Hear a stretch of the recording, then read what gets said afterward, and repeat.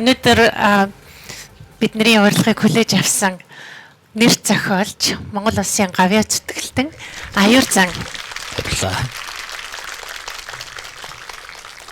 Та бүхэн мэдж байгаа зохиолч Аюур зан маш олон сэдвээр ялангуяа гүн ухааны чиглэлээр өөрийн гэсэн маш их судалгаа хийж бүнд бас нэг бодол эргцүүлэлт төрүүлсэн олон төрлийн зохиолууд бичдэг байгаа. Тэр дундаа Монгол хүний эрхэм дээд чанар гэж юу юм бэ гэдгийг бас нэлээд олон жил судалсан гэж би сонссон, 20 гаруй жил судалсан. Бид нар яг өдөр тутмынхаа ажилд бол маш олон үндэстний хүмүүстэй хамтарч ажилладаг. Ингэж бид нар олон үндэстний хүмүүстэй хамтарч олон улсад бас ажиллахдаа ер нь Монгол хүн гэж юм бэ? Монгол хүний бидний одоо бусдаас онцгойрох ондоошил юу юм бэ? Бидний эрхэм дээд чанарууд гэж ер нь юу юм бэ гэдгийг бол бид нар байнга ерөнхийдөө бахархалтайгаар олон улсын хүмүүс ер нь танилцуулах хүсэл эрмэлзэлтэй байдаг, танилцуулж явдаг.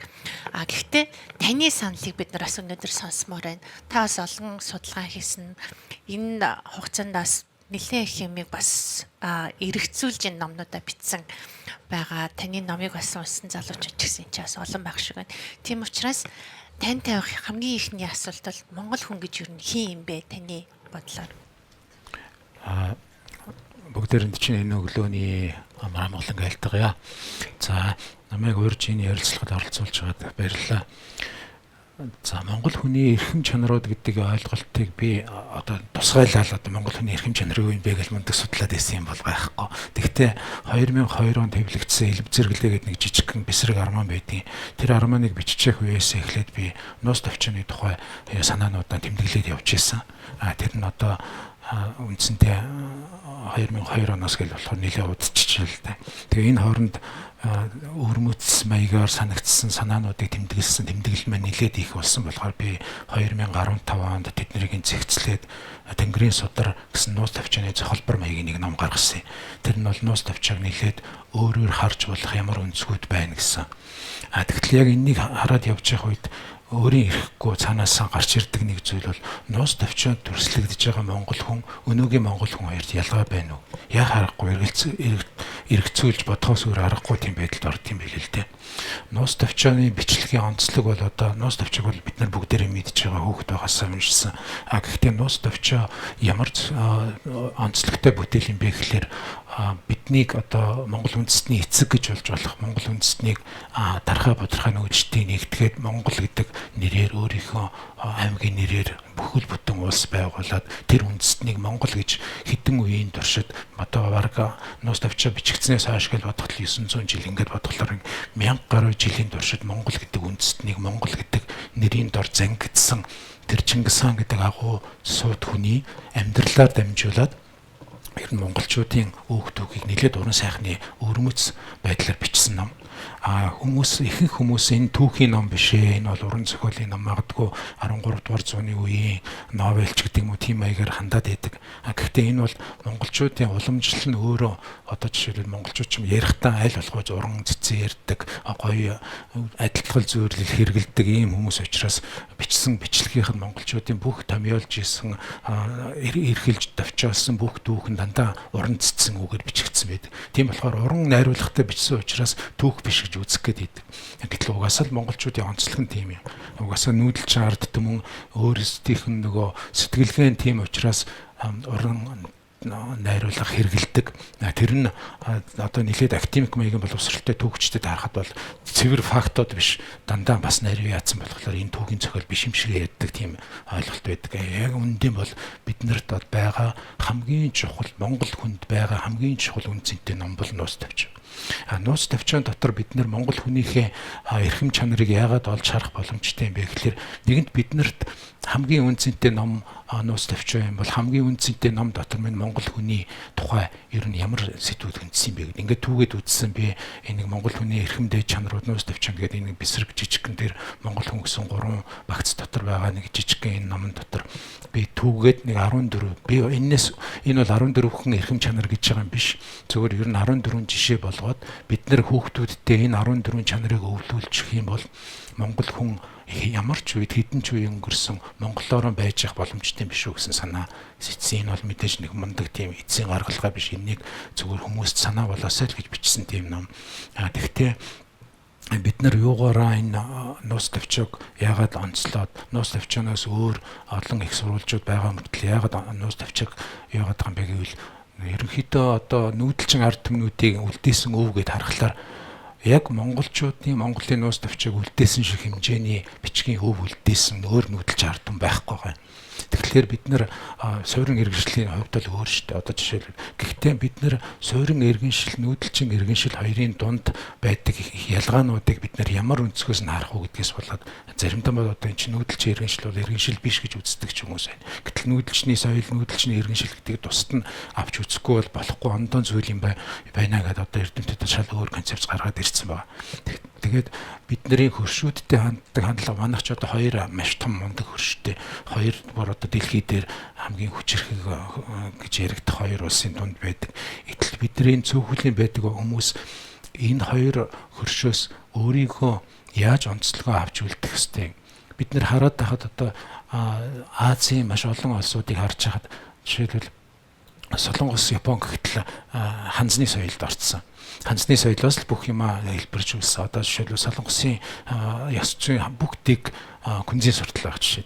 Гэтэл бид нар яагаад күнзийн сурталыг аваагүй? Бид нар яагаад ханз усыг аваагүй? Энэ ямар учиртай байсан гэл ингэ үзэхлээр монгол хүн угаасаа нэг тийм тухайн цагийн дэлхийн ертөнцид юу тэргүүлж гин гэдэг юм руу тэмүүлдэг тийм зантай юм байна. Угаасаа нүүдэлчний онцлогч юм. Тэгэхээр ямар ч байсан бид нэр бичиг үсгийн тухай ярьлаа гэхэд ч л одоо Финикээс Арамегээс согдоос уйгар гэл монгол бичиг үүссэн. Ингээл энэ торгоны зам дагсан энэ соёлын энд хоёр юм харагдаж байгаа байхгүй. Нэгдүгээрт торгоны замыг нүүдэлчэд хянажсантай холбоотой нэгдүгээрт. Хоёрдугаарт тухайн үеийн авианы бичиг гэдэг нь хүндрэлтний тухайн үеийн сэтгэлгээнд гарсан онцлог дэвшил байсан. Ханзны сэтгэлгээс хамаагүй дээгүүр. Тэгэхээр бид нар илүү дээгүүр соёлыг авсан. Тийм болохоор авианы бичигтэй болсон байгаа байхгүй. Ингээд бодглохоор монгол хүн ер нь юм болгонд хамгийн дээгүүр хэмээл яадаг нэг тийм онцлог байна. Жишээлбэл нэг онцлог. Жишээлбэл бид нар одоо ч гэсэн хардаг ингээд яхад нэг ойр зуур нэг айхар шахар юм биш хамгийн сайн ил хэргэлчих гээл те хүний боломж нь болохгүй байсан ч гэсэн тулгаж байгаа хамгийн сайныг авчих гал байдаг. Яг тэрэн шиг монгол хүмүүс эрдэм мэдлэг соёл юунд ч гэсэн тийм ханддаг. Одоо бид нар ингээл явахад хамгийн шилдэг кино нь юу юм ингээл бүгдээрээ олоод үзчих гээд байдаг. Тэгсэн мөртлөө ингээл аарсаар юмнууд зөндөө байхад тэрнээс биш хамгийн гоё юм. Энэ нүүдэлчний нэг тийм нүүдэлчний энэ өрмөц онцлог юунаас болдгийм бэ гэхэлэр угаасаа нүүдэлчин хүмүүс тэр дундаа монгол хүмүүс нэг тийм өөрсдөө нэг тийм юмыг нэг хардаг өнцөг нь ондоо юм бэ. Тийм болохоор энэ бид нар жишээлбэл одоо бусад үндэстнийг дарш нэгээл ингээл яагаад их нь өөрөө тэнэг хэрэгэлдэ.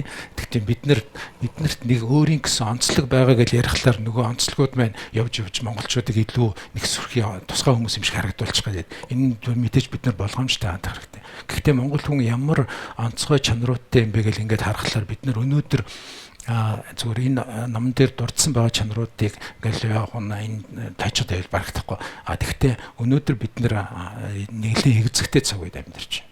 Өнөөдөр бид магадгүй монгол хүн монгол чанаруудаа бид өчнөө олон үеийн туршид эрхэмлэж ирсэн тэр чанаруудаа авч үлдэж чадах уугүй юу гэдэг тийм цаг үед ирсэн байна. Бид нар дэлхийн хүмүүсийг бэлдэх ёстой. Дэлхийн хүмүүсийг хүүхдүүдэд айл болох ус дэлхийн иргэн болох ёстой. Гэхдээ дэлхийн иргэн болохын тулд Монгол өөрийнх нь онцлог байхгүй. Яг гэвэл Монгол гэдэг чинь бас л дэлхийн нэг хэсэг шүү дээ. Тэгэхээр бид нар дэлхийн соёлд юу үлдээсэн, дэлхийн өвд юу үлдээсэн тэрэнд бид нарт онцгой түлхэц болсон тэр чанаруудаа бүгдийг л авч үлдэх хэрэгтэй юм шиг байна. Тэгэхээр ийм санаагаар л бичсэн. Та Монголын нууц төвчний тухай дурдсан болохоор би нууц төвчөд холбоотой нэг асуултыг асууя гэж бодлоо. Монголын нууц төвчөн дээр бол ер нь хүмүүсийг одоо тийм дээл хувцастай байлаа, тийм гуталтай байлаа, тийм гоё малгайтай байлаа, тийм гэрт амьдардаг байна, тийм хоол идчихлээ гэсэн юм ерөөсөө дурддаггүй. Тэгсэн мөртлөө хүний одоо нөгөө нэг ахуй байдал болон хүний мөн чанарын тухай илүү одоо гаргахыг хичээсэн юм болов гэж боддгийг. Та тэрийг юу гэж бодож байна? Яг маш гайхаа уншсан байна. Үнэхээр Чингис одоо бид нар нуус тавчиг уншингуудаа Чингис хаан ийм тариад ирэхдээ ийм дээл голц өмсдөг хүн байжээ гэж бид нэр олж харж боломжгүй шүү дээ. Тий чадахгүй.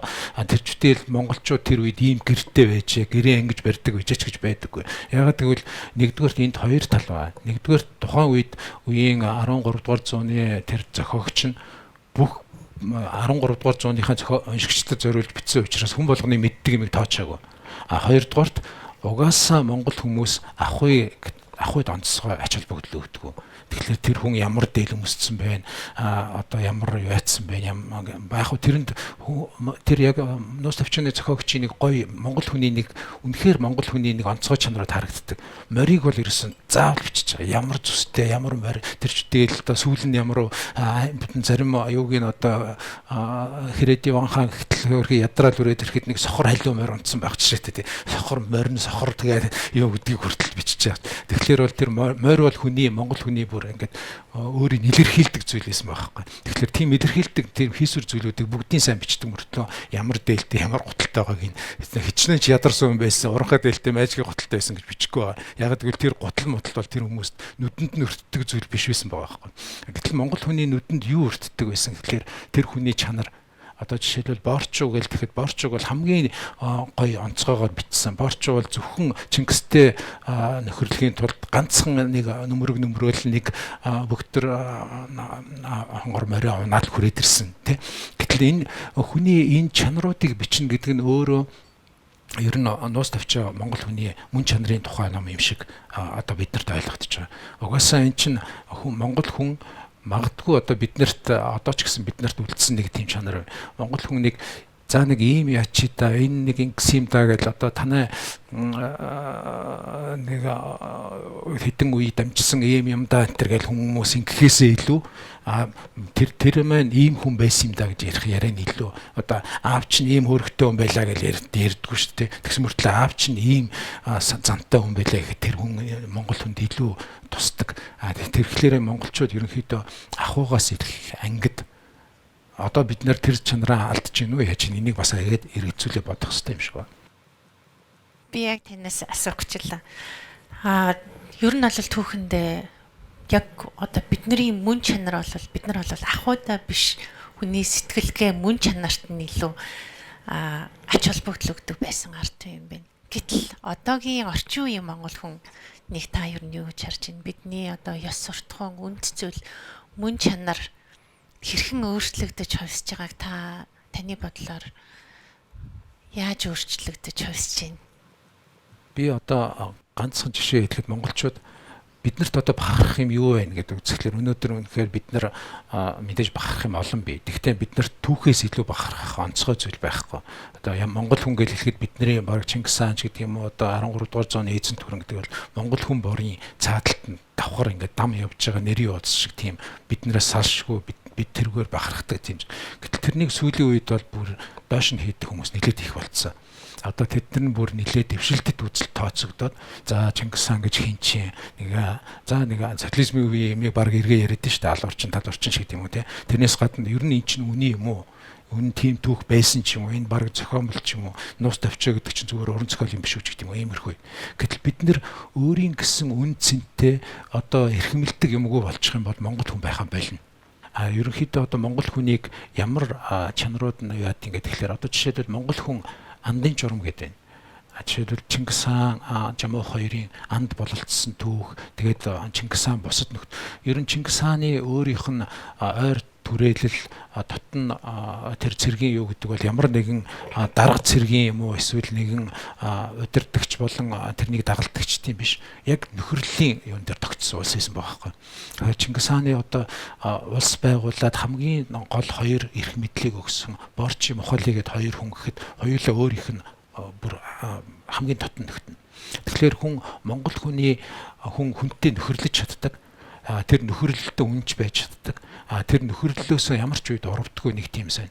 Гэтэл одоо жишээлбэл Жамуухыг Чингис хааны дайсан байсан гэж ярьдаг боловч Жамуух хамгийн хэцүү үед Чингис хаанд хизээч одоо тэр чинь өөрөө байлдажсэн Чингис хааныг бүр байлдаж ялж хэцүү байдалд оруулж исэн хүмүүртлөө Чингис хаан улс нэгдэхээ яг нөгөө зорилгодоо хүрээд явж явах үед Чингис хаанд тусуулах зөндөө алхам хийсэн байдаг шүү дээ.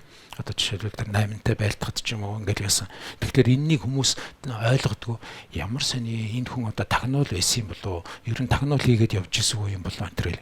Гэтэл үүндээ тэр чинь тагнуул биш. Яагаад гэвэл тэр хоёр нэгэнт андын журам гэд барьцсан, тангарага өргөцсөн.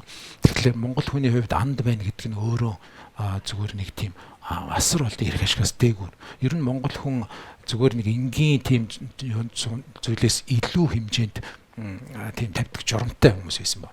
Гэтэл өнөөдөр бид нэр тэр журам гэдэг юмны тухай ойлголтоо бас л эргэж харах хэрэгтэй болсон юм шиг байна. Одоо тэгээд Монгол хүний төрөний одоо ярьсан өөхтөөх юу гэдэг одоо герман цаг барьдаг гэж. Монгол хүнийг одоо баг хамгийн муу чанаруудын нэг нь цаг барьдаг болсон тийм. Одоо бид нар Монголд харж байна.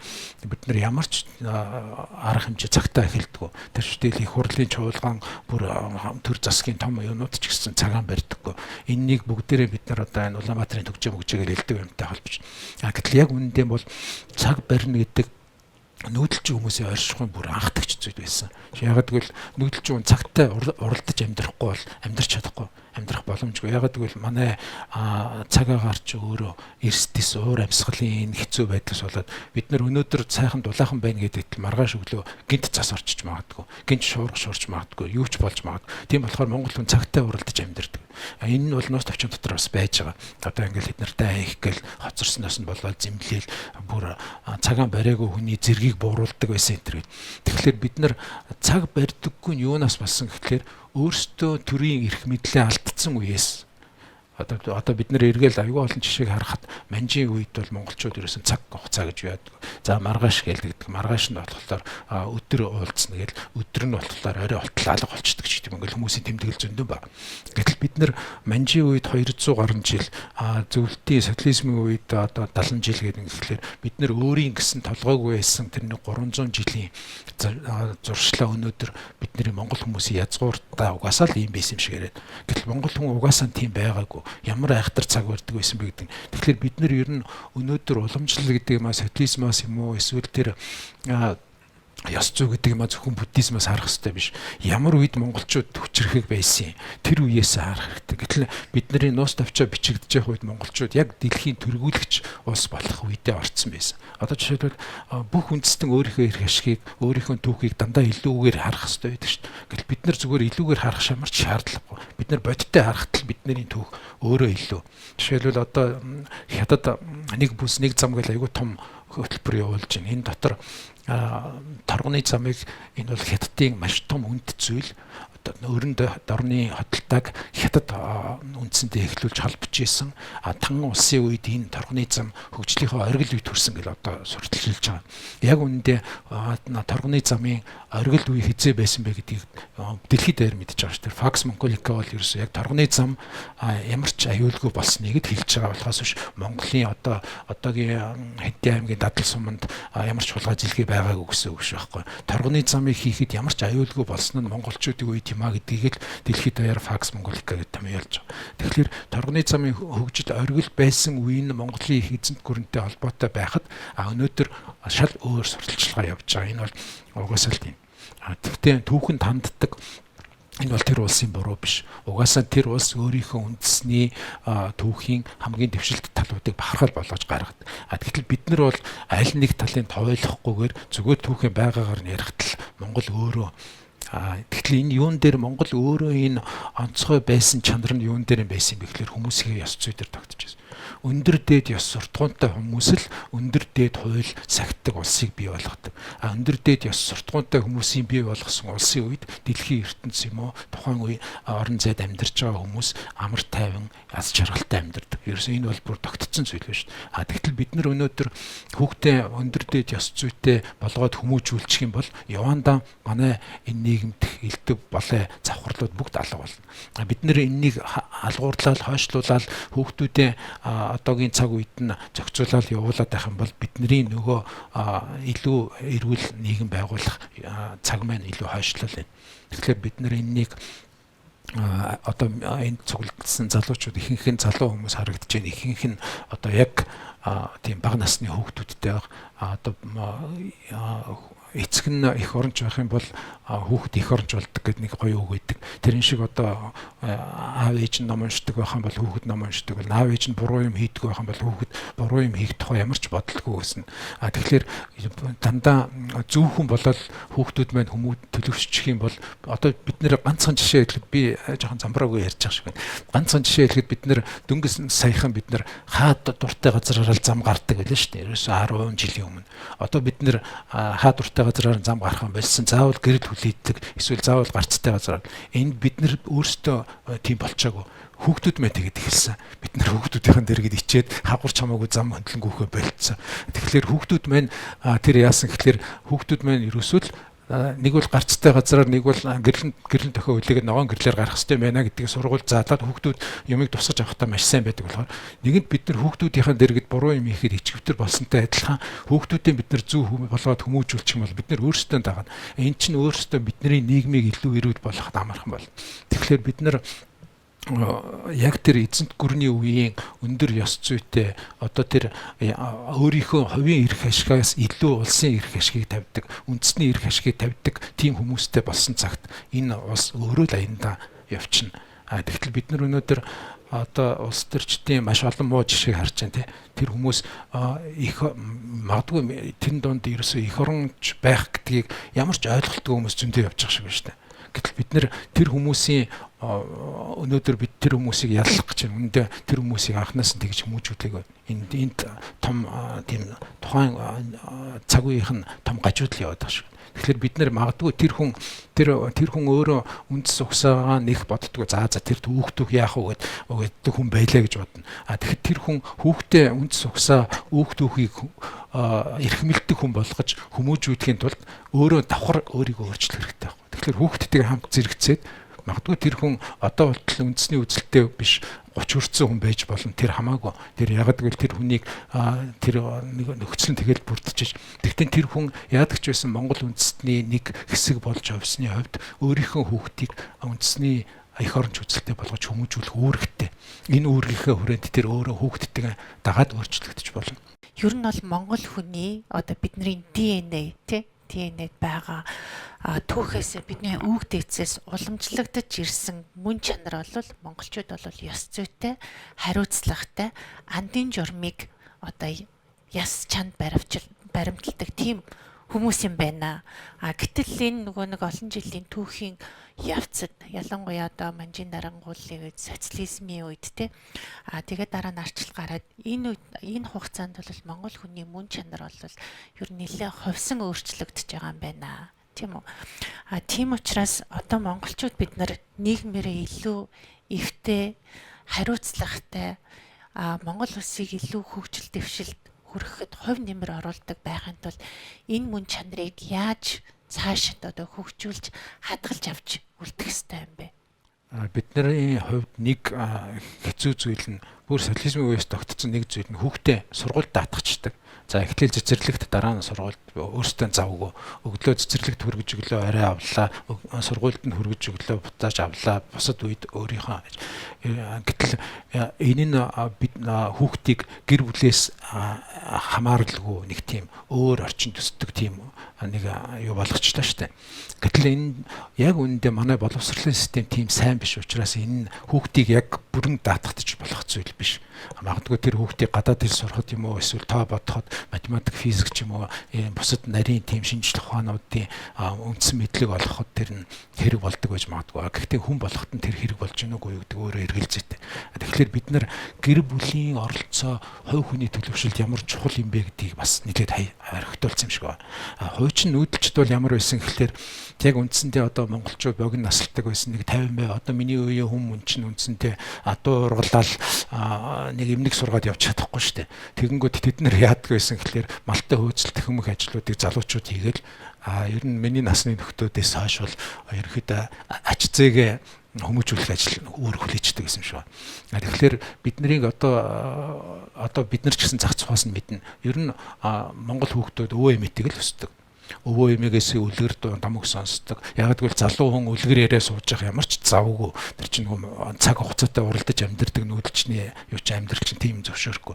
Тэгэхээр залуудаа бүгд ягаад монгол хүмүүст одоо бол биднэрт байдаг хүн ачаа харахаараа сүйд болоод хүүхдүүдээ нэг таахгүй өсгөцсөн юм шиг ингээл сэтгэл төртөөхлөөр яг залуу байх үед хүн хүүхдтэйг зурлах цаг үндэ гардаг хүн амьдралын төлөө тэмцэж амьдэрдэг. Гэтэл өвөө эмээ хүүхдээ хүмүүжүүлэхлээр тэр өвөө дараагийн үеэ бэлтгэдэг. Тэр чинь ягаад гэвэл нөгөө үе хоорондын залгаас болж. Гэтэл өнөөдөр биднэрт нэг эмзэглэмээр юм нь үе хооронд ойлголцол үүсэхгүй. Үе хоорондоо бие биенийг ойлгодгүй үеүдтэй улс бий болж магадгүй болчиход байгаа. Энийг хэцүү юм. Хоёрдугаарт бид нэр одоо үндэстнийг бий болгодог, үндэстнийг сэтгэлгээний хувьд зангиддаг хамгийн том зүйл хэл байгаа. Жишээлбэл монгол хэлгүй бол бид нар ямар ч үед тэр хүнийг монгол хүн гэж бүрэн дүр монгол хүн гэж үзэхэд хэцүү. Одоо жишээлбэл бид нар орсоор ярьдаг бурайдуудыг юм уу эсвэл нилээд тийм хятадын дотоод мужуудын хятадчсан үрдэгч монгол үндэстнүүдтэй бид нар ойлголцож ярих чадахгүй. Бид нар яг би монгол юу гэдэл нэг юм бие биендээ илгэмсэх юм байлаа ч гэсэн бид нар ойлголцож чадахгүй. Бид нарыг ойлголцуулдаг хамгийн гол зүйл монгол хүмүүс өөр хоорондоо орчуулагч хэрэглэхгүйгээр ярьдаг байх энэ зүйл ч өөрөө хүн ёсны том зүйл. Гэтэл би өнөөдөр нэг эмзэглэмээр юм нь юу гэхээр маш олон монгол хүүхдүүд англиар хэлд орж байна. Одоо тэд нэр зураг тасаагаад юм уу эсвэл утас бариулаад орхичдаг.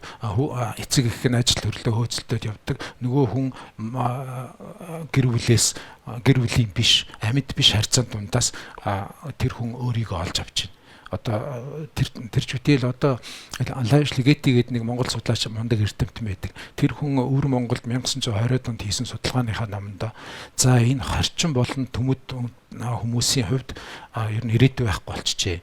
Ягаад гэвэл энд гадаад хэлийг хамгийн сүүлд сурдаг эмэгтэй хүмүүс нь хятадаар ярьж хэлсэн байна. Тэгэхээр ээж нь хятадаар ярьж байгаа гэр бүл бол ерөнхийдөө Монголоо авч үлдэх боломжгүй гэдэг Легети гэдэг тэр мундаг эрдэмтэн тийм дүгнэлт хийсэн байна.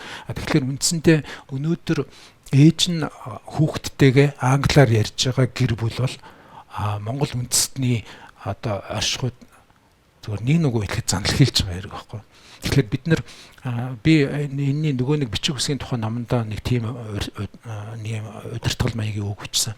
Монгол хүн монголоор хэлд орох нь чухлаа гэж бид нар бүгд мэддэг. Тэгвэл монгол хүн монгол бичгээрээ бичиг үсэг тайлбарлах нь хамгийн чухал.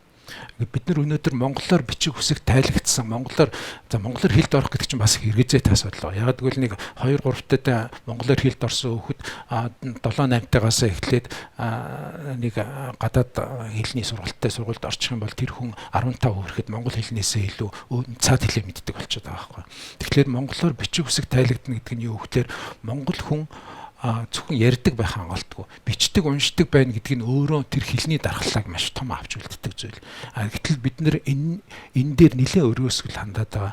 Тэрнээс гадна одоо төр засаг маань ч гэсэн яг нэг үг хэлэхэд энд төр засаг хамгийн их буруутай. Бид нар мэдээж буруутай. Гэхдээ манай ерөнхий боловсролын сургалтын чанар агуулга маань өөрөө муу учраас хүн хүссэн ч боломжтой сонголт хийхдээ өөр олон улсын сургууль сонгож штеп.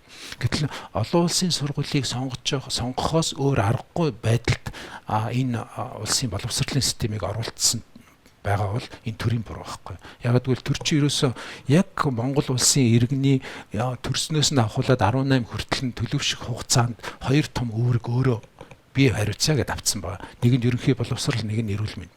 18 хүрэхтэн тэр хүн дэлхийн ямар ч хэмжээний ихтэй сургуульд орох хэмжээний боловсролтой 18 хүрэхтэн тэр хүн цаашаа амьдраад хүний дундаж наслахад ямар ч асуудалгүй байх, эрүүл мэндтэй байхыг төр хариуцъя.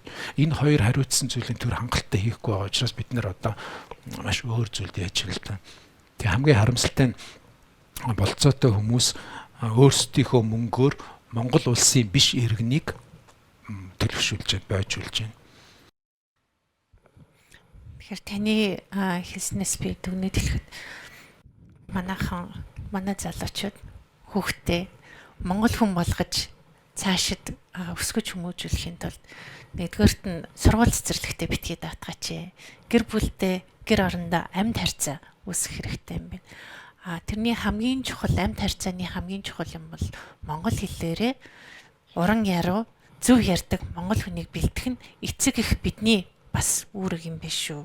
Гэдгийг бол аюур цангаа маш тодорхой сайхан дэлгэрэнгүй хэллээ.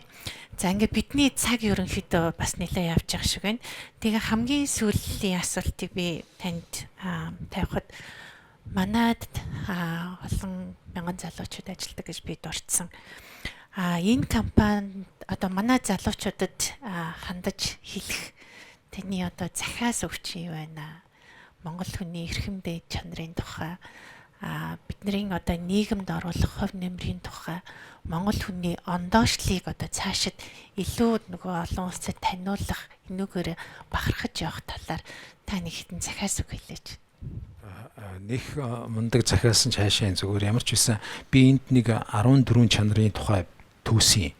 Гэхдээ тэр 14 гэдэг бол 14 хүнээр монгол хүний эрхэм чанараа хязгаарлагдана гэсэн үг биш. Гэхдээ нууц товчон дотор байгаа жишээтэй уялдуулаад 14. Энэ 14-ийг би зүгээр маш товчхон гарчгийн уншиж. Тэгэхээр хүмүүс ерөнхийдөө за нэг энэ чанарууд бол монгол хүний эрхэмлэх ёстой чанар гэж энэ хүн үзэж байгаа юм биш үү гэдэг нэг товч ойлголт авах. Яг гэвэл энэ ном 2 жилийн өмнө гарсан ч гэсэн тухайн үедээ нэг тийм хүмүүс учиргүй сонирхож шимтээд байгааг болохоор тэгсийгээд ахиж хөвлүүлээгүй орхицсан. Тэгээд одоо гадуур байхгүй болцсон юм л да. Тэгэхээр энэ монгол хүний миний ойлгож байгаагаар хамгийн тэргүүний эрхэмлэгч чанар бол өвөг дээдсэн шүтэнчлэн дээдэлдэг түүхээ маш сайн мэддэг. Хоёр дахь чанар бол байгальтайгаа амьнэг. Ер нь байгалийн эсрэг ямар нэг юм хийдэггүй. Монгол хүний ах ウ ч гэсэн тийм байсан. Одоо жишээл монголчууд бол хамгийн минималист хэв маягийн амьдралтай. Монгол жишээл нүүдэлж амьдралаас хог гардггүй. Нэг аргалын үнснээс өөр үнс нь өөрөө бордоо болчдөг ч гэдэм үү. Ингээл ярих юм бол бас энийг дэлгэрүүлээ бичсэн байгаа. Тэгэл хүн хүнтэй нөхөрлөж чаддаг. Хүний ачийг ерөөсөө мартдаггүй. Одоо жишээлбэл энийг бас л бүгдээрээ нус тавьчаан дотор жишээнүүд нь байгаа. Хүнийг уйчилж чаддаг тэр чүтэл хүний гим нүглийг өөршөөж чаддаг өөрөө бас хүнээс буруу юм хийсэн бол тэрнийхээ уучлал өршөөлийг ирж чаддаг, итгэл даадаг. Яг хэлсэн үгэндээ заа гэвэл яагүй гэд манай үг байдаг. Тэр заа гэвэл яагүй гэдэг үг бол яг нуус төвчөн дотор Монголын заа андгаар бууцаа гэдэг. Заа гэдэг бол өөрөө тангараг. Заа гэд хэлсэн л бол хандгаа. Тэгэхээр одоо хүний хэлсэн үгэндээ хүрдэг. Тэгээд цагийг нягт баримталдаг. Эдийн шуналгүй гэдэг бол хүмүүс өнөөдөр яв тийм хачин фанатик юм гэж юу гэдгийг л хүмүүс шоолох баг. Яг үүндээ монгол хүмүүс бол яг хэрэглээтэй амин чухал хэрэгтэй л биш бол тийм зүйлийг хэрэггүй гэж үздэг байсан. Яг гэвэл нүүдэлж авах өөрөө тийм олон юм чирээд явах ямар ч боломжгүй. Тэр хүн хамгийн хэрэгтэй юм л авч үлддэг. Өөрөө тийм болохоор илүү хэрэггүй юм. Одоо бид нар бол тий одоо хамгийн монголчуудын ах ウ бол хамгийн минималист ах ウ яг уусаа тийм байхаас өөр боломжгүй тийм байсан. Тэрнээс гадна гэр бүлсэг одоо ямар ч монгол хүн ураг садантаа туслая гэж боддог. Ах トゥ усээ хайчий гэж боддог монгол хүн одоо ч байхгүй. Тэрнээс гадна монгол хүний орчин үеийн хүмүүст хамгийн хэрэгтэй байж болох хамгийн сайн чанар бол юм тасан цогцох чадвар нь үнэхээр онцгой. Монгол хүн ямар ч нөхцөлд тасдаг. Ягаад гэвэл монголч нь өөрөө тийм байхгүй. Нэг өдөр зас ордог, нэг өдөр бороо ордог.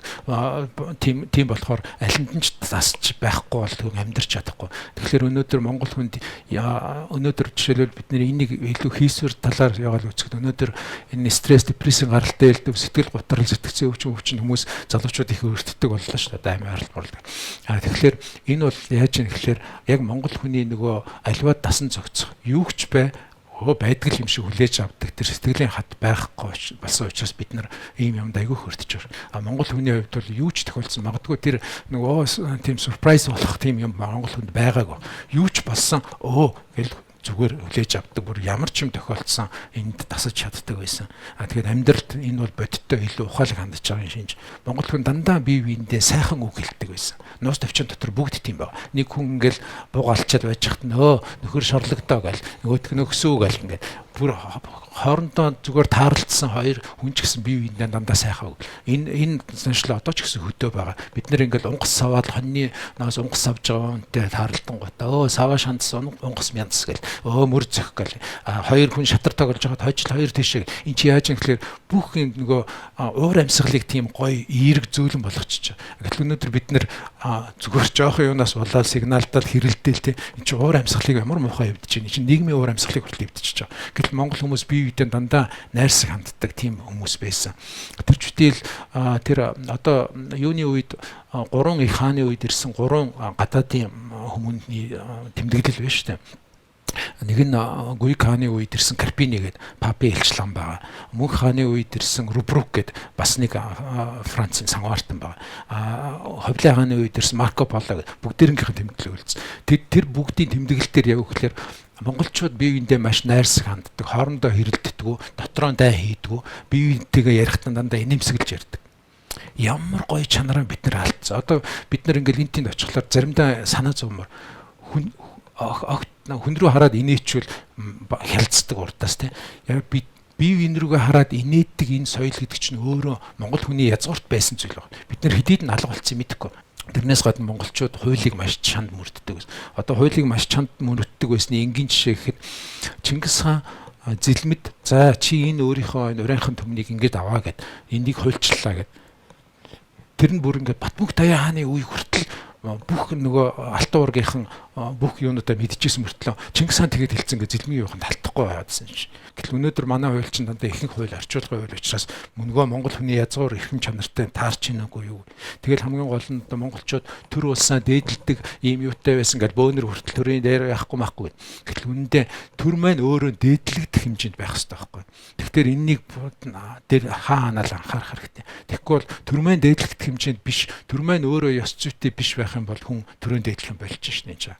Тэгэхээр бидний одоо энэ монгол хүний эрхэм чанар гэдэг маань магадгүй одоо бид нар хүүхдүүдтэй энэ чанаруудыг зөвхөн зөвхөн бид нар зөвхөн бий болгоод зөвхөн хүмүүжүүлж гаргаад магадгүй тэрнийг дагаал одоо бид нар өөрсдөө нэг энтэнд шүлсэн хайчдаг заншилтай байсан бол миний хүү хизээч бити шүлсэн хайчаа гэж хэлэх юм бол би өөрөө дагаад шүлсэн хайдаг зуршлаа болно. Энэ мэтэр бид нэр хүүхдийн дагаад хүмүүжин, хүүхд маань биднийг хариу хүмүүжүүлнэ. Ингэсээр хагаад бид нэр ер нь нийгэм гэдэг чинь бид нарыг яадаг. Зарим утгаараа бид нэр сошиал биднийг бас хүмүүжүүлж байна. Заримдаа бид нэр эвгүй юм хийчихээс айдаг болж байна тий. Буруу юм алхам хийвэл хин нэгэн хүн машиныхаа цонхоор хог гаргаа шитгэхэд арын машин бичлэг хийгээд тавьчихъя гэж яадаг болж байна. Энэ чинь өөрөө бид нарыг бас хүмүүжүүлж байгаа хэлбэр байхгүй. Тэгэхээр бид нар бүх сайн юмнууд даавал явах юм бол бие бинийгээ хүмүүжүүлээд нийгэм угаасаа монголчууд нэгдүгээр цөөхөн байгаагийн давуу тал гэж байна. Бид нар цөөхөн 3 сая 600 мянган хүн гэдэг чинь дархнаа бие бинийгээ хяналт тавиад бид нар дотор буруу юм хийхээргүй хүмүүс бий болж байна. Тэрнээс гадна буруу юмыг өөгшүүлээд байдаг тэр юмнуудыг дорхноо яачч болно. Одоо жишээл бид нэр зүгээр би улс төрмөр ярмааргүй байл л да зүгээр ингээл харахад бидний нүдэн дээр л аль нь инээдтэй буруу харагдчихээн аль нь цаана юу вэ гэдг нь бидэрт одоо урд нь бол ийм байгаагүй шүү дээ. Тэгэхээр бид нэр ерөнхийдөө монгол хүн өөрөө бас юмд соргог юм байна. Энэ өөрөө бидний давуу тал юмыг маш гярхай олж хардаг. Монгол хүмүүс ер нь тийм айхтартай хүмүүс шүү дээ, тийм. Тэгэхээр энэ бас магадгүй энэ дундаж монгол хүн тэрнээс гадна одоо бид нэр цөөхүлээ гэдэг 3 сая хүн за өсрээд 4 сая ойрын үед хүрдээ гэхэд 4 сая хүн байна гэдэг нь өөрөө энэ 160 сая тэрбум 400 сая ч үлээ одоо тэр хүмүүсийн дундах бидний орон зайг өөрөө тодорхойлчихж байгаа байхгүй. Бид нэр хариуцлагатай магадгүй ёс зүйтэй тэрнээс гадна боловсралтай маш тэмүүлэлтэй байхгүй бол ер нь одоохон арчигдана. Тэгэхээр бид нэр арчигдахгүй тулд яах ёстой гэхээр бидний хүүхдүүд ямар ч байсан ямар шал өөр л байхгүй болохгүй. Энэ ч одоо бидний энэ ч оршихуй асуудал байхгүй. Ямар ч зүйл дээр хүн оршихуй хөндөгдөж л жинхэнэ мөн чанар гардаг гэдэг ааш нөгөө ихсэн селест философи үүднээс бод. Тэгээ бодглохлоор бид нэр хүн ямар ч аргагүй гарцаагүй байдалд ороод одоо бүр шурах нөхгүй болтол нь бүх нөхөнд бөглөө тайцсан хулгай нь юу ч хийхэд бэлэн болдог гэдэг шиг бид нар бол үнэхээр хоёр том гүрний дунд амьдрахын тулд зүгээр налайгаад суужиж болохгүй үндэстэн бас. Энэ дэхтээ налайгаад суухгүй тулд бохир муу арга сэтгэх биш. Харин хамгийн дээд ер нь явж ёс зүйтэй байж ижил хууль нь хэрэгждэг, бүх юм зөв явдаг. Ард нь бид нэр одоо жишээлбэл билээхэн жишээ Япон байна шүү дээ. Тэр Бушидо гэж ярьдаг одоо бид нэр энэ тухайн ингээл яриа бас ч зөндөл яриа болно. Тэгэхээр та энэ ярьцлагыг маш сайхан гайхамшигтай баазч хэллээ л дээ.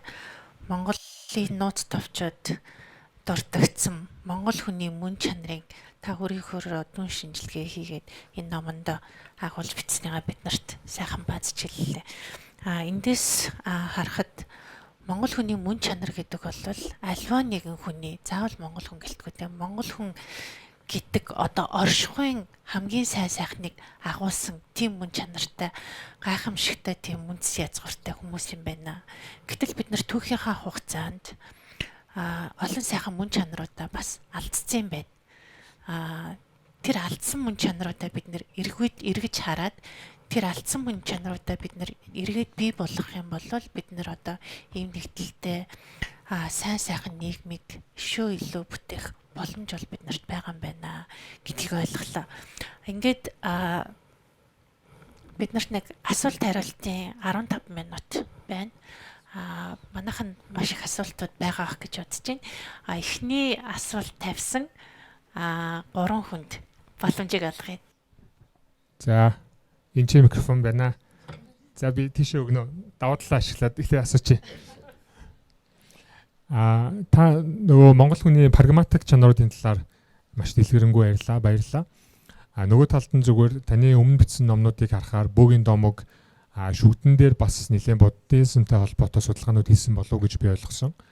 Прагматик хандлагуудаас гадна одоо нууц товчон дээр ч гэсэндээ Чингис хаан бурхан алдан руу гараад залбираад бясалгаад нэлээд олон хоног алга болчдөг тий. Энэхүү итгэл үнэмшил гэх үү энэ зүйл нь одоо хүний шашин шүтлэг гэхээсээ гадна монгол хүнд яаж нөлөөлд юм бэ? Энэ нь одоо монгол хүний мөн чанар талаас нь харах юм бол зүгээр сүсэг биш юм уу? Эсвэл тэнд нууц товчон дээр дурддагдаад байгаа зүйл нь илүү оюун санааны бодол өөрийгөө сэтгэлгээний онцлогтой холбоотой юу?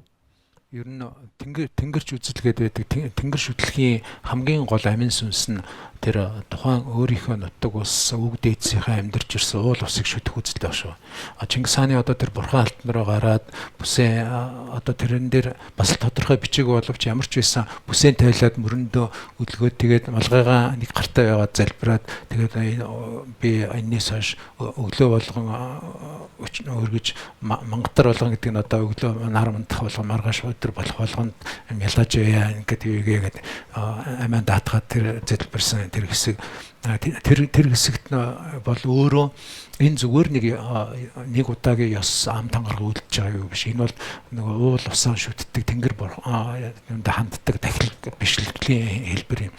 Тэгэхээр монголчууд одоо өнөөдөр бүгд одоо хотод төрсэн хүүхэд байлаа ч гэсэн манай тэр аймгийн тэр нутгийнх гээл тэр болж игэл явдагч байсан нэг боломж гаргаад тэр нутгийн нэг тахилгатай ууланд нэг цэцэл өргөчих гээл хүн дотор нэг ийм салдгүй шүү дээ. Энэ яадаг гэхээр энэ бас монгол хүний эрхэм чанаруудын нэг. Угаасаа монгол хүн нутаг амьтаа байна гэдэг чинь өргөн утгаар нь харах юм бол байгалаа дээдэлдэг гэсэн үг.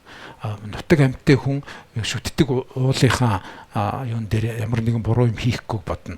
Тэгэхээр одоо хүн төрсөн нутгийнхаа хөрсөн дээр хөрвөн гэж бас ярьдаг. Тий, одоо тэр чинь бүгд нөгөө тэнгэр шүтлэг нөгөө нутаг гэтэл нутаг амьтаа байгалийн биширдэг хүн байгалийн эсрэг одоо жишээлбэл уул уурхайн бизнес гэж ярихад тэр хамгийн үр дүнтэй хамгийн бага хор хөнөөлттэй бөгөөд хамгийн ашигтай технологийн сонгож авна гэдэг нь өөрөө монгол хүний язгуурт байгаа зүйл байхгүй. Хамгийн хямдхан бүртлэн хамгийн байгаль талтай технологийн сонгож авч байгаа бол тэр хүн монгол хүний язгуурт байхгүй шинж. Ягаад гэвэл нөгөө тэр байгалыг ашиглалаа гэхэд байгальд хамгийн хор хал багтай хувилбарыг сонгох хэрэгтэй. Энд чинь өөрөө монгол хүний тэгэхгүй бол тэр хүний цаад нөгөө одоо тэр ихтгэл үнэмшил юу ч ихлээр ингэхгүй бол миний өвөг дээдсийн сүнс цаана нэг юм ингэхгүй ер нь бид нар бүгдээрэнд нэг тийм юу цаана нэг дотоод хяналт шиг юм байдаг штэ.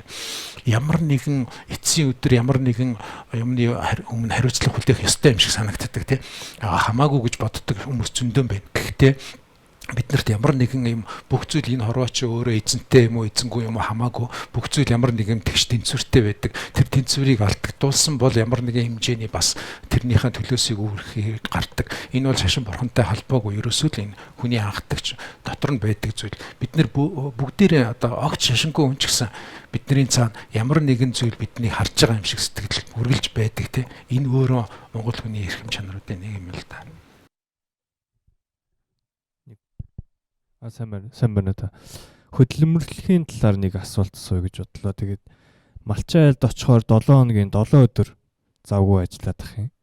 Зарим малчин айлд очихоор хонио мотоциклоор туучаад зурагт үзээд бас хэвтчих юм. Заримдаа завтай юм шиг. Тэгээд бид нар хотод болохоор 5 хоног ажиллаад 2 өдөр амраад байгаа. Тэр нь заримдаа хүмүүс хангалтгүй байна. 4 хоног ажилламаар байна гэд. Тэгээ бид нар ер нь хэр хөдөлмөрч хүмүүс юм бэ? Илүү хөдөлмөрлөх ёстой юм. Ялангуяа энэ танхим сууж байгаа ажиллаж байгаа бид хэд одоо 5 хоног нь хангалттай юм уу? Эсвэл бүр 7 хоног хөдөлмөрлөх ёстой юм уу? Зарим нь Солонгос явахаараа 3 сар тасралтгүй ажиллаж чадаад ах юм. Тэгэхээр бид нар ер нь хэр хөдөлмөрч байх ёстой юм бол би бол түрүүний нөгөө хэлсэнтэйгээ л холбож ярмаар байна. Яагаад гэвэл бид нар цөөхүүлээ 4 сая ч хүрэхгүй. Тийм болохоор бид нар тэрбум гаруй хүнтэй өмнөд хөршийн дундаж ажилчин хүн хоногт 10 цаг ажиллаж байхад 4 сая хүнтэй тэгээд ийм бүх юу н гадаад тэр 2 хөршөөсөө ийм гүнзгий хамааралтай хүмүүс 4 хоног ажиллачаад 3 өдөрт намарна гэх юм бол энэ өөрөө бас л үндэсний оршихуйдаа бас тодорхой хэмжээгээр занлуулж байгаа явдал гэж бодож байна. Сайн байна. Танд энэ өдрийн мэнд хүргэе. Тэгээд миний асуулт нь болохоор одоо яг бидний монголчууд яг ингээд ардчилсан нийгэмгээд 90 оноос хойш яг ингээд зөв зам дээрээ явж байгаа юу? Ер нь монгол хүний нөгөө мөн чанар таны түрүүн ирсэн энэ зүйлүүд ингээд жоохон ингээд алдагдаад байгаа юм шиг миний хувьд санагддаг байхгүй. Ер нь бол монгол хүн чинь нэг нэгэндээ тусрах уу ингээд сайхан сэтгэлтэй өгөөмөрч гэдэг юм уу те. Тэгэхгүй одоо яг ардчилсан нийгэм болохоор их хвчлэн бүгд өөрсдөө ингээд нөгөө нэг хувь хичээгээ ч юм уу яг дорд бүрнээ амьдралаа ахуйгаа бус нөгөө нэг ах トゥ хамаатан садан ч гэдэг юм нэг ингээд тоогоо байсан орж гарахаа байсан магадгүй ингээд амьдралын хэм маяг жоохон юм юутай нөгөө орлого олох ингээд байнгын нөгөө амьдралаас шалтгаалаад ялчгүй тийм байгаа хальта. Тэгээ энэ дээр таны үзэл бодлыг сонсох гэсэн. Ер нь ихэнх хүмүүс одооний энэ хүмүүсийн нийгэмд ёс зүйн элдв гажуудал гарсан хүмүүсийн бие биендээ ханддаг хандлага хүйтэрсэнд ардчлалыг буруутгах гэдэг. Энэ бол ардчлалтай миний бодлоор ямар ч хамаагүй. Угаасаа бидний одоо сүүлийн монголчуудын түүхийн сүүлийн 300 жилийн түүхэнд бид нэр ардчлалаас илүү үнцэнтэй зүйлийг ерөөсөө өмнө олж аваагүй. Яагаад гэвэл бид нар дандаа бусдын хяналтанд байсан бусдын хяналтаас гадна сүүлийн одоо 70 жил гэхэд дотоод улс төрийн хяналт хүний хамгийн чухал зүйл оршихуй амьдрах үе идэх хоол унднаас гадна хамгийн чухал зүйл нь сэтгэн бодох эрхчлөө. Тийм эрхчлөөг боомлж исэн тийм цаг үед бид нар амьдарч үзсэн. Тэр чүтэл бид нар сэтгэн бодохыг мань хязгаарлаж исэн. Энийг л үнэн гэж үз. Энэс бусд нь үнэн биш гэж тулгаж исэн. Ийм оюун санааны дарангуйл дотор бид нар байж идсэн. Тийм ард түмний хувьд бол ардчил бол бидний хувьд өнөөдөр сүүлийн 30 хэдэн жилд олсон энэ дотор нь ардчлал бидний сүүлийн 300 жилийн дотор Монгол үндэстний амсж байгаа элдв бэрхшээл зовлонгууд дотроос гэлээ хамгийн гэрэлгийг нь ардчил гэж би боддог. Тийм болохоор энэ бүх зүйлийн бурууг ардчлал руу тавих гээд байгаа нь өөрөө ардчлалын үнцнийг ойлгохгүй байгаа зүйл. Ардчлалын үн чанар юу юм бэ гэдэг. Ардчлал гэдэг бол анаарах зүйл ч гэдэг юм. Ардчлал гэдэг бол ёс зүйг алга болгодог зүйл ч гэдэг юм. Ардчлал гэдэг бол хүн болгоо амиан бодох, бусдыг үл хайхрах, зөвхөн өөрийнхөө эрх ашгийг голд үзээд үндэстний их орны эрх ашгийг доош нь дорд үзэх тийм зүйл гэж ойлгуулж байгаа нь бол өөрөө бас хортой суртал ухуулга. Яагаад бид нэр өнөөдөр мэдээж хүний мөн чанарын муу талууд зөндөн байна. Муу талууд дээрээ дөрүүлээд амьдарч байгаа хүмүүс зөндөн байна. Гэхдээ бид нар муу тал дээрээ дөрүүлээд хүний шунал одоо зөвхөн амиан бодох бэртгчин үзэл дээрээ дөрүүлж амьдраад явж байгаа хүмүүс өнөөдөртөө болж байгаа юм шиг харагдчихэж магадгүй. Гэвч энэ бол болж байгаа зүйл биш, тэгж харагдаж байгаа л зүйл юм.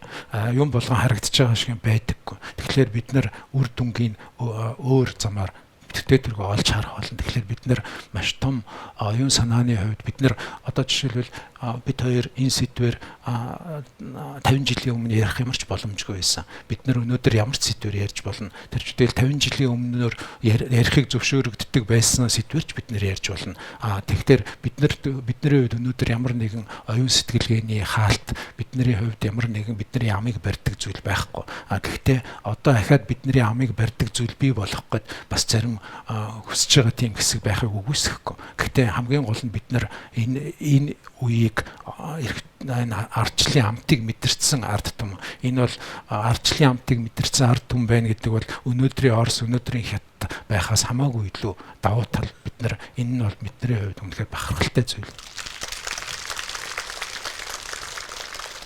Сайн уу та? Миний асуулт болохоор өнөөдөр бидний гол ярианы сэдв маань хвчлэн Монголын нууц товчооноос одоо сэдвүүлж авч ярьж байгаа. Тэгээд утга зохиолын дээжсгээд топ одоо 100 гэдээ явахлаар Монголын нууц товчооны ардаас бол Гэсэр Жангар гээд яг миний унснаар өөрийн одоо үзлэр бол илүү төвд Непал илүү нэг юм уран зохиолын юм шиг те илүү одоо олон зуун жилийн настай ч гэдэг юм уу. Монголын яг өөрсдийн өв соёлоос арай өөр зүйл рүү боловчдөг. Тэгээ миний гол асуулт нь болохоор таны хувьд өөрийн энэ уран бүтээл одоо урлаг те энэ зохиолууд болон өнөөдрийн бидний ярилцгаа гол сэдв дээр цаашдаа бидний хувьд одоо үлгэрлүүл иймэрхүү шинэ үеийн утга зохиолын үндэслэгчдийн дундаас энэ хүмүүсийн одоо бүтээл тойрол нь илүү ингээд залуучуудад одоо энэ өнөөдрийн сэдвийн дагуу гол мэдээлэл бас өгөх боломжтой зохиол бүтээл тойрогддог байсан хүн эсвэл зохиол нь ийм байдаг гэж хийм одоо санал болгох тийм зохиолч уран бүтээлүүд байгаа юу. Дээрээс нь таны нөгөө нэг өөрийн уран бүтээлд илүү одоо нөлөөлөл үзүүлж байсан тийм шинэ үеийн утга зохиолын үндэслэгчд ардын хувьслаас хойш ч юм уу те. Тэр үеийн хүмүүсээс яг дурдж хэлэх юм бол ямар хүнийг ямар бүтээл тойролтой хамт нэрлэх вэ гэсэн юм асуулт. Манай уран зохиолын түүх бол үндсэндээ 13 дугаар зуунд одоо нууц товчооч нь үндсэн хэсэг нь 1228 онд бичигдсэн гэдэг үндсэндээ баталчлаа штэ. Өгөөдөө хаа 1240 онд сүүлийн тэр нэг хэсгийг л яасан нэмсэн. Тэгэхээр одоо өөрийнх нь нөгөө гэмшилгээ нэг хэсэг ба. Ерөнхийдөө аль хэсгийг нөгөөдөө хаан нэмсэн, аль хэсэг нь үндсэн бичигдсэн бэ гэдэг нь өөрөө текстээс харагддаг. Цагаатай гэд бичсэн хэсгүүд нь бол нөгөө үндсэн зохиогч ажил. Цагаатай ах гэж бичсэн хэсгүүд нь нөгөөдийг ажилладаг байхгүй. Ягаад гэвэл нөгөөдөө нөгөө ахыгаа заавал ах гэж дардан нэрийг бичихгүй бол. Тэгэхээр цагаатай ах гэсэн хэсгээс хойших тэр нэг сүүлийн хэдэн хэсэг бол өгөөдөг юм. Тэр нь бол 1240 он. Тэгэхээр үндсэн хэсэг 1228 онд бичигдсэн гэж бодглохоор одоо 3 жилийн дараа энэ агуу бүтээлд монголчуудын одоо уран зохиолын түүхийн онцгой энэ бүтээл бичигдснээс хойш 900 жил болох гэж байна гэсэн үг шүү дээ. Тэгэхээр энэ 900 жилийн бүх уран зохиолын түүхэнд манай өв юу явж ирсэн бэ гэдгийг ингээ харахаар аман өв бол маш олон гайхамшигтай өв бий. Таны ярьсан Жангар тэгэл одоо Гэсэрч гэсэн одоо төвд Монгол холилдсон янз янзын хувилбар байгаа. Энэ бас аман өв дотор орно. Тэгээд тэрнээс гадна одоо туйс мөс одоо ардын дуу муу гэдэг ингээ ярих юм бол бид нар ерөнхийдөө үндсэндээ яруу найраг хэлбэрийн бүтээлтэй одоо дэлхийн уран зохиолыг гэхээр одоо дөрвөн гол төдөгчгээл сонгодог уран зохиол юу гэхэд нэг нь Хамер гэж ярьдаг штэ. Хамер бол туйсын яруу найргийн хаан гэдэг. Яг тэрэн шиг бид нар яг туйсын яруу найргийн маш том уламжлалтай. Тэрнийг бол бид нэр дандаа аман юугаар дамжиж ирсэн. Гэхдээ аман текстийн нэг хэцүү зүйл нь хөтөлбөргүй текст байдаггүй. Дамжуулагч болгон өөрийнхөө хувилбараар ажилладаг. Одоо жишээлбэл би нэг хүнээс сонссон үлгэрээ өөрийнхөө баяжуулаад дамжуулаад байдаг учраас хөтөлбөргүй текст байхгүй. Хөтөлбөргүй текстийг хүн зөвхөн хөтөлбөргүй хүрээнд нь судална гэхээс яг ийм хөтөлбөргүй өвгээд дамжуулахад хэцүү байдаг. Энэ бол гайхамшигтай сэтгэлгээний өв мөн боловч хөтөлбөргүй текст биш учраас яг тийм зохиогч юу гэдээ судлахад хэцүү. Тэгэхээр хөтөлбөргүй текст бий болсон гэдэг нь дандаа бичигдмэл текст аа. Бичмэл текст бий болсноос хойш хуран зохиолыг бол ийм ингэ цэгнэж болно. Тэгэхээр бичмэл текстийн хамгийн анхны тод өвүүдийн нэг нь одоо Төв аймгийн тэр Дэлгэрхан сумын нутагт байгаа дуутын хадны бичиг. Энэ бол хөтөлбөргүй текст. Ягаад гэвэл хянар нь хатан дээр шууд гэдэг сэлтсэн. Энэ бол ахаад энэ тент нь юу оруулах таажин шүлэг тэр одоо хол арай сулгай хийж хүн хийгээд хотыг хэрэгж чон хоёрын элт бий дүр өөр боловч эдгөө хүсэх сэтгэлийн агаар нэгэн буй заа. энэ ийм гайхамшигтай ингэ шүлэг хөтөлбөргүй байж байгаа гэдэг нь өөрөө Монголын бичигдмэл текстийн өв сэтгэлгээний хувьд ямар гоё байсан, яруу найргийн хөгжил ямар өндөр байсны жишээ. Тэгэхээр энэ дунд одоо инженашийн гэр бүлийн чинь бүгдээрээ юу шүү дээ. Тэгэхээр инженашийнхны гэр бүлийн тэр хөвгүүдийн номын багшинд Хасбуу гэдэг орчуулагч байсан. Хасбуу бол улаан асрын зүүдийг орчуулсан. Улаан асрын зүүдийг бүр маш гоё орчуулад цохолбор тайлбарыг онцгой хийсэн тийм хүн байгаа. Тэр Хасбуу бичээчийн орчуулсан улаан асрын зүүд доторх шүлгүүдийн нөлөөгөөр л үндсэндээ Монгол бичгийн яруу найргийн нэг урсгал төлөвшсөн байдаг. Энэ дунд одоо инженашийн сулс шүлгүүд дандаа гоё тэр гайхалтай шүлгүүдийг бол одоо үнэхээр Монгол хүмүүр олж үзээд унших хэрэгтэй. Энэ бол инженаш одоо миний яаж байгаагаар бол анхны бичгийн том яруу найргийн том төлөөлөгч бол инженаш ба. Гэхдээ инженаш бол хөгс ударгээд том түүхэн армаач бичсэн. Гэхдээ түүхэн армаа өөр нэг давхар асар улаанаа уйлах хэмгээд бас өөр армаанууд бий. Гэхдээ тэр бичгийн хүний яруу найргийн сэтгэл бол үнэхээр тэрний дараа нацагдорж ярина. Нацагдорчд бол инженашийн нөлөө шууд байсан. Зарим шүлгүүд нь бол яг инженашийн шиг өнгө аястай. Тэгэхдээ нацагдорч өөрөө Оросод, Германд суралцаад тухайн үеийн өрний одоо нацагдорч нь Хэнишгэд нуус тавчаа герман хэл рүү орчуулсан том эрдэмтний туслахаар ажиллаж байсан юм шүү дээ. Хэниш өөрөө Монгол ярианы хэлэнд муу бичгийн хэлэнд сайн. Тэгээ орчин цагийн Монгол хэлний ярианы хэлтэй хүн хэрэгтэй байна гэдээ нацагдорч туслахаар нь ажиллаж байсан. Тэгэхээр Хэнишийн нуус тавчаа герман руу орчуулахад нацагдорч оролцоо их орсон. Тэгээ нацагдорч өөрөө Марко Полог тэмдэглэлийг орчуулжсэн. Ингээ бодглохоор энэ өрн төхний юу нилээд ихтэй. Өөрөө Пушкиний шүлгүүдээс ч Эдгар Погийн үлгээс ч орчуулж ирсэн. Ингээд тэгэхээр нацагдорч бол яах аргагүй нэг тийм тухайн үеийн 1930-аад оны үеийн үнэхээр үзэгдэл болсон тийм онцгой инженашийн дараач байв. Тэгэл тэрнээс дараа ингээд ярих юм бол манай нацагдорчоос хойш нэг хэсэг 50-аад онд бол манай социализмын үзэл суртал бол хитийцсэн л дээ бүр завхарсан.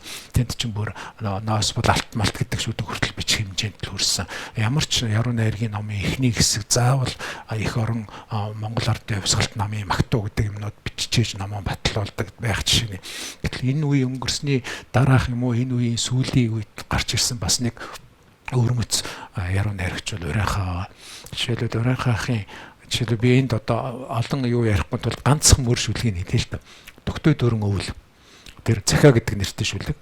Тэгтэл захаа гэл. Ингээ хартал 3 хувь доктой дөрөн өвөл. Тэр ямар захаа байсан те тэр энийг задлал байх юм бол тэр хүнийг ингээл доктой задлал харсан чинь л өвөл ингээл жавар цорих шиг болоод шамрах шиг болоод засан явах шиг болоод энэ тэр ямар цагтл байсан бэ гэж бодоход тэр хүний сэтгэл бүр ингээ ийм гүнзгий мэдрэмжтэй яруу найрагч одоо бидний дунд амьд сэрүүн амьдарч байгаа. Ингээд бодглохлоор манай яруу найргийн сэтгэлгээний явж ирсэн замнал бол өөрөө сони. Тэгээ манай 90-ад оных ингээд нилээд ийм ирэл хийсэн өөрмөц хүмүүс байгаа. Тэд нар одоо бид нар ч одоо 50 ороо явчлаа. Ингээд бодглохлоор манай уран зохиолын түүх өөрөө их цомхон ба. Зүгээр хүүрнэл зохиол бол хэдийгээс яг цагцэрсэн юм бэ гэдээ бодлохлоор дандаа нэг үлгэр тэгэл нөгөө инженашийн түүхэн армаа марманаас хойш ингээд явхлаар яг орчин үеийн төвшний, орчин үеийн сэтгэлгээний стандартад нийцсэн хэмжээний хөрөнгө зохиол бичигдэж эхэлсэн үе нь 1920-ад оноос хойш байна. Яг гэвэл тэр үед бас нөгөө цэвэн жамсраа нөгөө орчуулсан янз янзын орчуулгын нөлөөнд ор цэвэн жамсраа ч одоо нөгөө Стивенсоны Эрдэнэ булсан арлаас эхлээл Декамерон хүртэл маш олон юм орчуулсан шүү дээ. Эднэрийн нөлөөгөөр ерөнхийдөө нөгөө хуучин манж хэл дагаж орчуулсан нөгөө хятадын 4 алдартай армаа эднэрийн нөлөөнд донд монголчууд өөрсдөө өрөнд орны айл алных нь сэтгэлгээ холилдсон өөрийн гэсэн онцлогтой зүйл бичиж эхэлсэн. Тэгэхээр дараа нь зөвлөлтийн нөлөөгөөр хөдөөний өвгдийн тухай зөвлөлтийн тосгоны юу шиг өнөд ингээл манай уран зохиол нэлээд төлөвшсөн. Тэр төлөвшсөн зохиолуудаас бол өнөөдөр яг тийм гээд нэрлэлжүүл нэлээд төлөөлөгчд нь амьд сэрүүн байгаа учраас би бас тэр хүмүүсийг хамаагүй ингээд наанцаана гэдэг үгнээ тахын жахаа юу өөрөө дунд нь амьдэрдэг хүний хувьд зүгээр ер нь бол та нар надаар хэлүүлдэггүй сайн мэдж байгаа. Маш тавчхан боловч их мүлжүүртэй юмыг богино хугацаанд бид нарт өгчлөө. Тэгэхээр дараагийн сэдв аяг бол бид нар Монголын утга зохиолын түүхийн талаар ярилцах юм бол бас сонирхолтой сэдв байж болохоор санагдлаа. Ингээд өнөөдрийн ярилцлагыг бол маш гайхамшигтай ярилцлага боллоо гэж би бодож байна. Монгол хүний мөн чанар, Монгол хүний эрхэм дээд чанарын тухай аяр замгаа бид нарт ярихдаа Монголын нууц тавчаа, Монголын түүхтэй холбож ярьсан нь бол бид нарт бас эргээд нэгийг бодуулахаар маш их бодрол эргцүүллийг үлдээлээ гэж харж байна. Та бүхэн ч гэсэн дотроо ер нь монгол хүн гэж хий юм бэ? Би ер нь хий юм бэ? Би цаашид ер нь монгол хүний эрхэм дээд чанарыг дараагийн үедээ өвлүүлэхэд би бас юу хийх ёстой юм бэ? Миний оруулах хувь нэмэр юу юм болоо гэж бас та бүхэн бодож эргцүүл суусан байх гэж би найдаж байна. Ингээд өнөөдрийнхөө ярилцлагыг өндөрлөе. Та бүхний сэтгэл зүрхэнд монгол хүний мөн чанар, эрхэм дээд чанарууд байнга оршиж гэрэлтэж байгаасаа гэж би өрөмөр байна. Ингээд Монгол улсын соёлын гавьяа зүтгэлтэн нэр зохиолч Аюур Замгаад гүн талархлаа илэрхийлье. Танд гэлээ. Баярлалаа.